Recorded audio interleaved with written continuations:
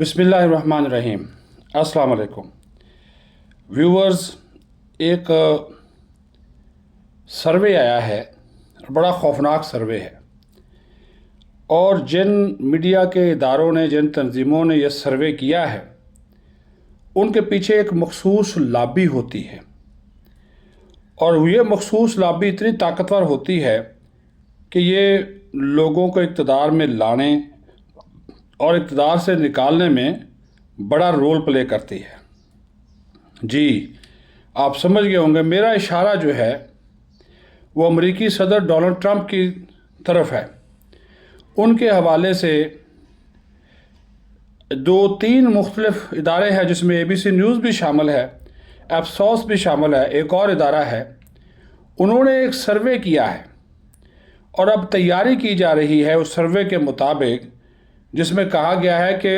59%, almost 60% अमरीकी शहरी जो है वो ये सोचते हैं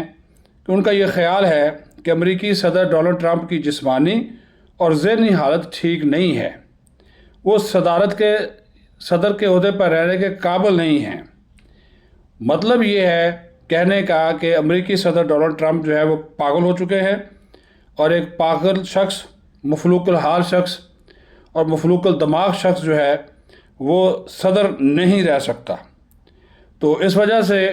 अब उनके ऊपर जो है ये इस तरह के इल्ज़ामात इस सर्वे में लगाए गए हैं। 39% लोगों ने कहा है कि नहीं जी वो सेहतमंद हैं, और 1% ने इसके ऊपर कोई राय नहीं दी है। सदर डोनाल्ड ट्रंप तक भी ये सर्वे पहुंच गया तो उन्होंने उसके ऊपर रद्द-ए-अमल देते हुए कहा कि मैं वैसे तो 76 का हूँ, लेकिन मैं अभी भी अपने आप को 50 साल का महसूस करता हूँ। ये उन्होंने जवाब भी दे दिया। लेकिन पसे पर्दा कहानी उस यहूदी और आलमी लॉबी की है जो कि चाहती थी कि इसराइल और अमेरिका जंग जारी रखें और ईरान को नेस्तो नाबूद कर दें, ईरान की जंग न रोकी जाए। लेकिन वो जंग रुक गई, पाकिस्तान की कोशिशों से रुक गई, और अभी जो है वो हालात कुछ बेहतर होते हुए नज़र आ रहे हैं। वो थोड़ा सा आपको बताऊंगा कि अलग बात है कि ईरान ने जो है वो UAE के ऊपर हमले जो है वो शुरू कर दिए हैं, जो कि अफसोसनाक है, ये नहीं होना चाहिए। और उसमें भी अब पाकिस्तान पस पर्दा कोशिश कर रहा है कि अरब और खलीजी ममालिक के जो ईरान के साथ ताल्लुकात हैं उनको जो है वो बेहतरी की तरफ लाया जाए। अब यहाँ पे आपको ये भी बता दें कि जिस तरह मैंने बात की कि ये यहूदी लॉबी, अमेरिकन लॉबी इतनी मजबूत होती है कि ये किसी भी शख्स को, और इनके लोग पेंटागन में भी मौजूद हैं, इनके लोग अमेरिकी वजारत ख़ारजा, वजारत दिफा सब में मौजूद होते हैं, पैसा लगाते हैं, और यहूदी बड़े मालदार हैं। ये ईरान को सफ़े हस्ती से मिटाने के हवाले से इन्होंने ट्रंप खड़े होकर ये जनाब वारदात डाली थी। अब जब कि ट्रंप पीछे हट रहा है तो अब ये जनाब ये सर्वे आ रहे हैं जो कि उसको पागल करार देकर सदर के ओहदे से हटाने की कोशिश कर रहे हैं। जबकि सदर ट्रंप भी बड़ा करू किस्म का आदमी है, चालाक आदमी है। उसने कही तो ये बात अज़राए मजाक ही है, लेकिन उसने कहा कि मेरा दिल करता है कि मैं मज़ीद जो है वो 8-9 साल सदर रहूँ। हालांकि जो है वो सिर्फ दो मरतबा कोई भी शख्स जो है वो अमेरिका का सदर रह सकता है, और अभी उनकी दूसरी टर्म चल रही है।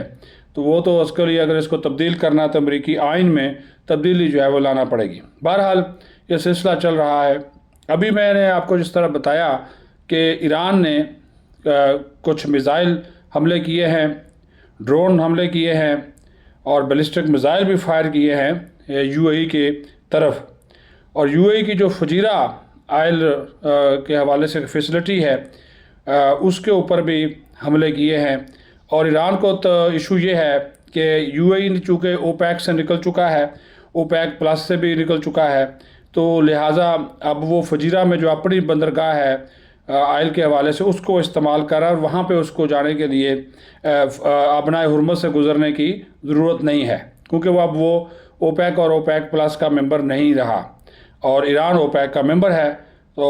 और जितने भी वो टोल टैक्स और ये जितना भी वो माल पानी इकट्ठा करते हैं टैक्स की सूरत में, वो अपना हुर्मत से ईरानी जो है वो इकट्ठे कर रहे हैं, और जो भी उनके क़ायदे ज़वाबित मानता है उनके जहाज़ वो गुज़रने देते हैं, जो नहीं मानता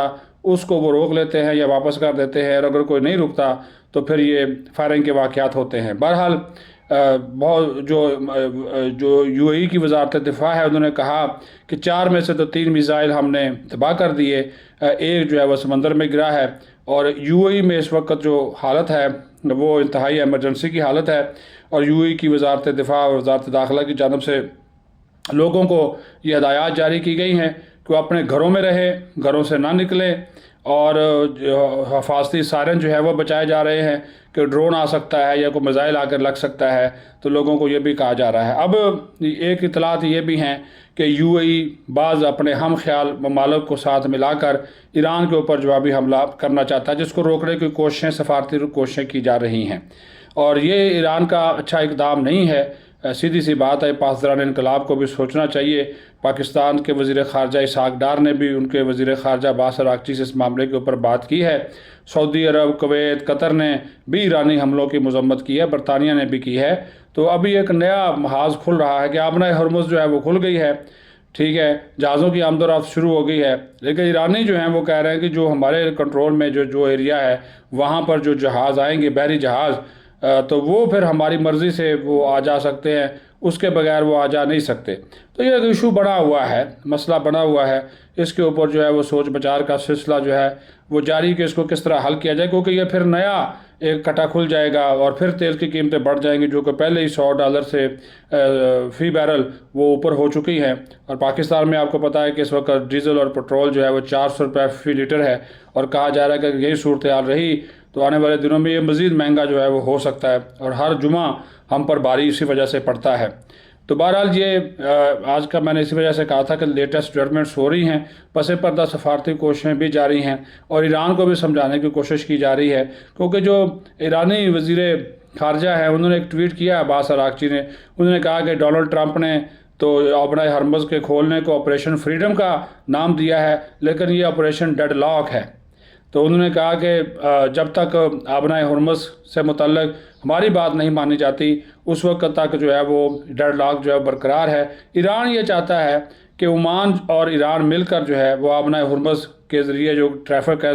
سمندری تجارتی، اس کو جو ہے وہ کنٹرول کریں، جبکہ امریکہ اور باقی ممالک چاہتے ہیں کہ انٹرنیشنل گزرگاہ ہے، اس کے اوپر کسی کا کوئی کنٹرول نہیں ہونا چاہیے، اور جو وہ اپنی بندرگاہیں استعمال کرنے کی کوشش کر رہے ہیں تو ان کو ٹارگٹ کرنا یہ بھی کوئی جو ہے وہ اچھی بات نہیں ہے۔ بہرحال سلسلہ چل رہا ہے، حالات و واقعات ایسے ہو رہے ہیں کہ اس میں کے اوپر بات کرنا